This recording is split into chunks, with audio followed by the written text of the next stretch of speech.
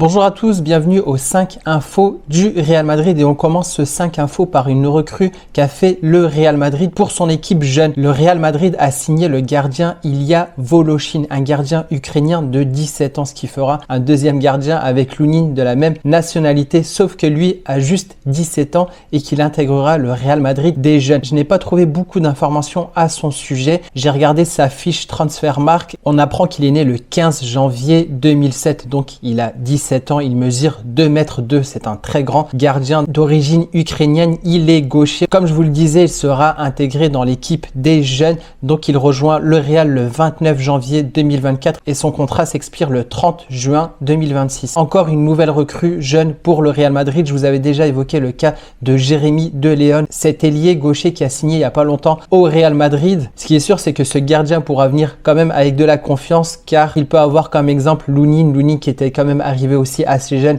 pas aussi jeune que ce gardien, mais qui démontre qu'on peut être titulaire un jour ou l'autre dans l'équipe première du Real Madrid. Ensuite, deuxième point, on va parler de nos points forts au Real Madrid, c'est-à-dire voir le classement des meilleurs buteurs et des meilleurs passeur. Donc sans surprise, le meilleur buteur du Real Madrid est Jude Bellingham. C'est aussi le meilleur buteur de la Liga avec 18 buts pour 2328 minutes jouées. Juste après, on a Rodrigo avec 12 buts et avec quasiment autant de minutes jouées, 2369 minutes. À savoir que Rodrigo avait fait des belles prestations, avait pas mal marqué quand Vinicius était absent lié à sa blessure. C'est pour ça qu'on retrouve aussi Vinicius un peu plus bas dans le classement en troisième position avec 11 buts marqués pour 1522 minutes jouées. Ensuite, on retrouve Rosselló qui fait quand même de belles prestations. Je vous l'avais dit, Rosselló, c'est celui qui a le meilleur ratio but par minute jouée. Il a déjà marqué 10 buts pour 1336 minutes jouées. Et celui qui vient compléter ce top 5, c'est Brahim Diaz qui a marqué 6 buts pour moins de 1000 minutes jouées. Brahim que je trouve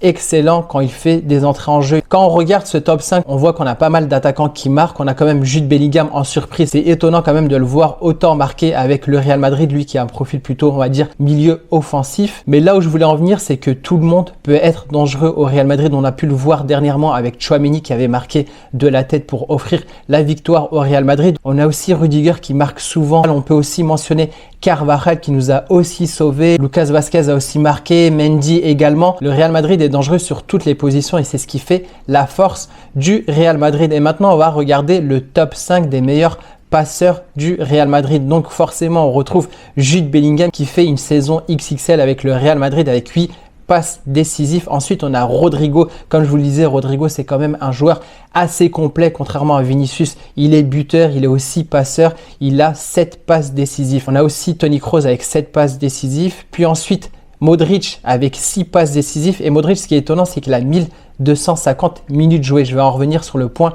suivant. On a Fran Garcia qui a fait une très belle prestation contre Las Palmas avec 7 passes décisives pour 1195 minutes jouées. Si on regarde globalement les minutes jouées par nos milieux de terrain, que Kroos a joué 1882 minutes et que Bellingham en a joué 2328 minutes et qu'il figure parmi les joueurs les plus utilisés par Carlo Ancelotti. Donc j'en viens au troisième point suivant, ça concerne Luka Modric. Luka Modric qui est apparemment déçu par le peu de temps de jeu qu'on lui donne. Selon Relevo, il y a toujours la menace saoudienne qui plane au-dessus de la tête de Luka Modric, lui qui avait refusé une offre de l'Arabie Saoudite l'été dernier pour pouvoir prolonger une année de plus et continuer avec le Real Madrid, le club dans son cœur, avec qui il a remporté plein de trophées collectifs et aussi un trophée individuel, le Ballon d'Or. Surtout quand on sait que Ivan Rakitic, qui est un ami proche de Luka Modric, avec qui il joue en Croatie et en passe pour aller en Arabie Saoudite. Donc on apprend selon le journal Relevo que Modric pensait qu'il était encore important à Madrid cette saison seulement. La réalité est bien différente. Comme je vous l'ai dit, il a seulement joué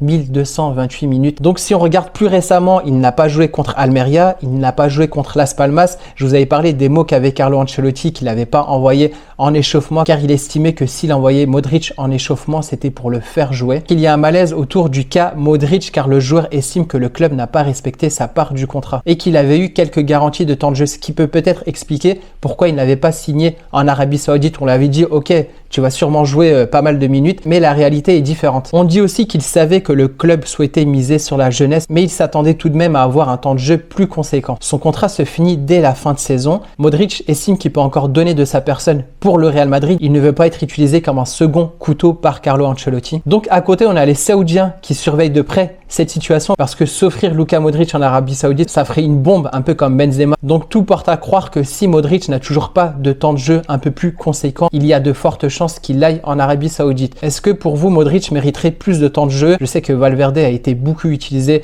par Carlo Ancelotti. Kroos figure aussi parmi les joueurs qui ont le plus de temps de jeu. Pour ma part, je pense que c'est la fin d'un cycle avec Luka Modric. On a vu quand même que ses titularisations ou ses entrées en jeu n'étaient pas pesantes sur le jeu du Real Madrid, où la jeunesse est plus efficace que Luka Modric. On sait quand même que Modric est quand même un grand joueur et qu'on en aura quand même besoin pour la fin de saison. En tout cas, affaire à suivre. Quatrième point mercato, je vous avais parlé de ce jeune joueur Yan Couto qui joue actuellement à Girona. Et on apprend que Manchester City compte verrouiller l'avenir de son défenseur Yan Couto. Vous allez me dire, pourquoi Manchester City? On va aller voir sa fiche Transfermarkt pour avoir plus d'informations sur ce joueur.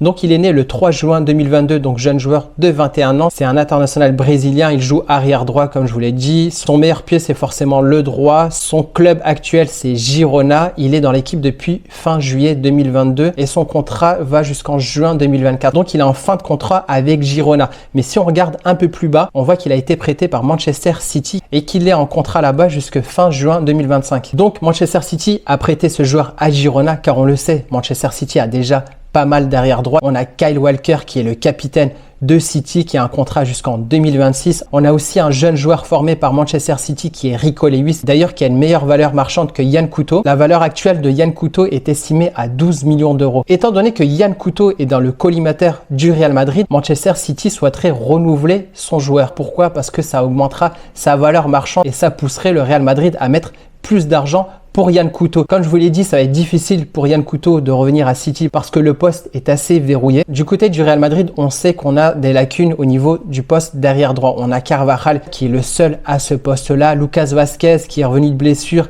Comme je vous l'ai dit, c'est pas son poste d'origine. Il est plutôt ailier droit, mais il dépanne en tant que arrière droit. Et Yan Couto ferait une bonne recrue pour le Real Madrid, surtout quand on sait qu'il est estimé aux alentours de 10 millions d'euros, que c'est un international et qu'il figure parmi l'une des meilleures équipes en Liga. Cinquième point, on va finir par un classement général de toutes les équipes sur les 5 plus grands championnats. Je vous l'ai dit, Yan Couto figure parmi l'une des meilleures équipes européennes et quand on regarde ce classement, c'est le classement des équipes qui jouent dans les 5 plus grands championnats européens et qui figure en tête Girona à 55 points avec 22 matchs joués. En deuxième position, on a l'Inter qui fait une super saison en Italie avec 21 matchs joués pour 54 points gagnés. Et pour compléter le podium, ensuite on a le Real Madrid avec autant de matchs que l'Inter de Milan. Avec 54 points, c'est le même nombre de victoires, de matchs nuls et de défaites que l'Inter Milan. Mais avantage à l'Inter Milan qui a un meilleur goal average. Si on s'intéresse un peu plus aux autres équipes européennes qui complètent ce top 10, à savoir qu'il y a quand même une disparité parce qu'on n'a pas le même nombre de matchs joués. On a ensuite la Juventus qui fait une belle saison en Serie A, le Bayer Leverkusen coaché par Xabi Alonso, une ancienne légende du Real qui figure en 5e position. Ensuite, on a Liverpool avec 48 points, puis le Bayern de Munich, puis Milan AC, le PSG et pour finir l'Atlético de Madrid avec 44 points. Je trouve ça quand même intéressant de comparer les équipes sur les différents championnats et comme je vous le disais, Girona n'est plus une équipe surprise, elle figure vraiment parmi les meilleures équipes d'Europe. Et cette fin de saison va être très intéressante avec ce duel entre Girona et le Real Madrid qui va remporter cette Liga. Et comme je vous le disais, ce week-end, il y aura un match à Bernabéu, Real Madrid-Girona. Si on veut prendre un gros avantage face à Girona, il faudra gagner ce match, tout comme le match de cette semaine. C'est le match en retard du Real Madrid en Liga contre Getafe ce jeudi. Donc on se retrouvera bientôt pour un autre 5 infos et je vous donnerai plus d'informations sur le Real Madrid et on parlera un peu plus du prochain match du Real Madrid face à Getafe, voir la liste des convoqués, la compo probable, le classique du 5 infos. Je vous dis à bientôt. Ciao.